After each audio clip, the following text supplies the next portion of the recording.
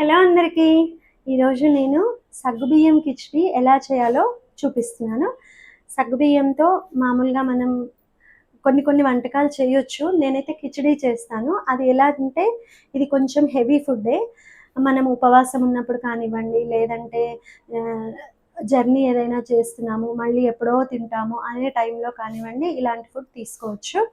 దీనికోసం ఏం చేయాలంటే మనం ముందుగా సగ్గుబియ్యాన్ని ఒక హాఫ్ అన్ అవర్ ముందు మనం ఈ విధంగా నానబెట్టుకోవాలి. చిన్నవి నేను తీసుకున్నాను, చిన్న చిన్న సాబుదానావి. ఈ విధంగా నానబెట్టుకొని ఉంచుకోవాలి. దీంట్లో మనం వాడే ఫుడ్ అంతా కూడా ఏదైతే ఉందో అదంతా కూడా కొంచెం కొలెస్ట్రాల్కి సంబంధించింది. ఇందులో మనం నెయ్యి వాడతాము, తర్వాత పల్లీలు ఉంటాయి కదా, గ్రౌండ్ నట్స్, వాటిని వేయించి పొడి చేసుకొని పెట్టుకోవాలి. తర్వాత పొటాటో కూడా వాడతాము. ఏమేమి వాడతాము ఇంగ్రీడియంట్స్ అన్నీ కూడా చూసి మనం ప్రాసెస్ని స్టార్ట్ చేసేద్దాము. రండి ఇంగ్రీడియంట్స్ చూద్దాం. దీంట్లో మనం సగ్గుబియ్యం కిచిడికి చేసుకోవడానికి కావలసినటువంటి పదార్థాలు: ముందుగా నెయ్యి, తర్వాత జీలకర్ర, తర్వాత 7 నుంచి 8 ఎండుమిర్చి చుంచినవి, తర్వాత ఈ మాత్రం సైజు, నేను ఇప్పుడు చూపిస్తున్నటువంటి ఈ సైజులో 2 బంగాళదుంపలు తీసుకున్నాను. అవి కూడా చిన్న ముక్కలుగా తరిగి పెట్టుకోవాలి. తర్వాత ఉప్పు, తర్వాత గ్రౌండ్ నట్స్ ఏదైతే ఉన్నాయో దాన్ని వేయించి ఫైన్ పౌడర్ చేసి పెట్టుకున్నాను.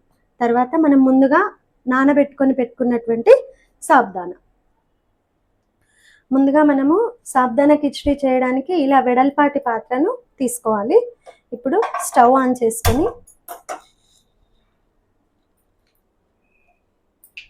ముందుగా నెయ్యి వేసుకోవాలి. ఈ కిచిడి ఏదైతే ఉందో మనము ఉపవాసాలు ఉన్నప్పుడు చేసుకోవచ్చు అని చెప్పాను కదా. అప్పుడు ఏంటంటే నూనె, ఉప్పు, కారం ఇవి డైరెక్ట్గా వాడకుండా మనం దీన్ని నెయ్యితో ప్రిపేర్ చేస్తాము. దాంతోపాటు ఏంటంటే మనం ఉప్పు వేయకుండా సైంధవ లవణం, రాక్ సాల్ట్ ఏదైతే ఉందో అది వాడచ్చు. కారానికి బదులుగా మనం ఏం చేస్తాము, ఎండుమిర్చి వాడతాము. సో నూనె, ఉప్పు, కారం లేకుండా అంటే నెయ్యి, రాక్ సాల్ట్ ఇంకా ఎండుమిర్చి ఇవి యూజ్ చేసి ఈ కిచిడిని ఉపవాసాల టైంలో యూజ్ చేయొచ్చు. ఇప్పుడు మనకి నెయ్యి వేడైన తర్వాత జీలకర్ర ఇంకా కొంచెం వేడవ్వాలి. తర్వాత ఎండుమిర్చి,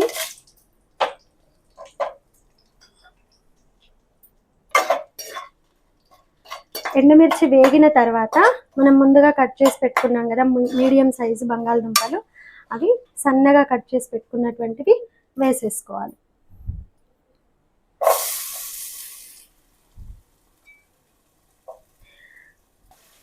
దీంట్లో బంగాళదుంపలు మనం వేసుకున్నప్పుడు ఇవి చాలా టేస్టీగా కిచిడీని మార్చేస్తాయి.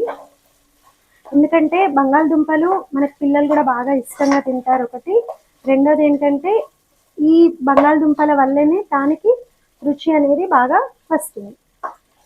ఈ విధంగా వేసుకున్న తర్వాత మనం తీసుకునేటువంటి సాబుదానాకి సరిపడా ఉప్పు వేసుకోవాలి. ఉప్పు ఎప్పుడైతే మనం వేస్తామో అప్పుడు ఈ బంగాళదుంపలు అనేవి కొంచెం తొందరగా వేగిపోతాయి అన్నమాట.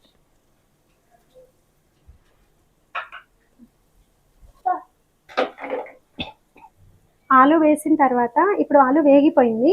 ఇప్పుడు మనకు సరిపడా పల్లీల పొడి వేసుకున్న తర్వాత వెంటనే మనము సాబ్దానా కూడా వేసేసుకోవాలి. నేను ఈ మాత్రం పల్లీల పొడికి నేను తీసుకున్నటువంటి సాబ్దానాలో ఎన్నైతే అవసరం అవుతాయో అంతే సాబ్దానా వేస్తాను.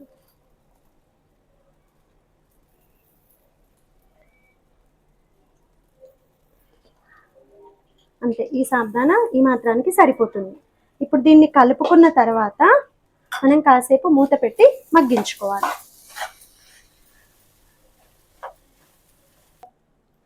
ఇప్పుడు నేనంతా వేసినటువంటి పల్లీల పొడి, సాబ్దానా ఏదైతే ఉందో మంచిగా మిక్స్ అయ్యే విధంగా కలిపేసి అంతా కలుపుకొని ఇప్పుడు మూత పెడుతున్నాను.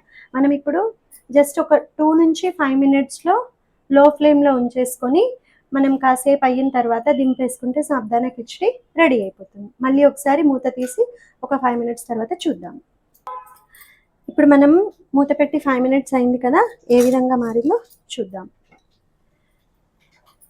సాబ్దానాకి ఎప్పుడైనా సాగే గుణం ఉంటుంది, చూడండి అందుకే ఎలా సాగుతుందో. ఈ విధంగా మారిన తర్వాత మనకి ఇది రెడీ అయిపోయినట్టే. ఇది కొంచెం హెవీ ఫుడ్డే, దీంట్లో మనము ఇందులో ఉన్నటువంటి ఎండుమిర్చిని నంచుకొని తినొచ్చు, చాలా బాగుంటుంది.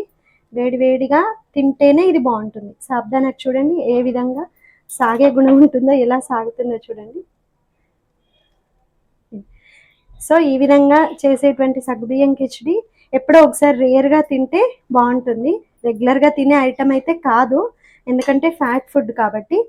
సో మంత్లీ వన్స్ అలా తింటే okay, no problem. So this is సగ్గుబియ్యం కిచిడి.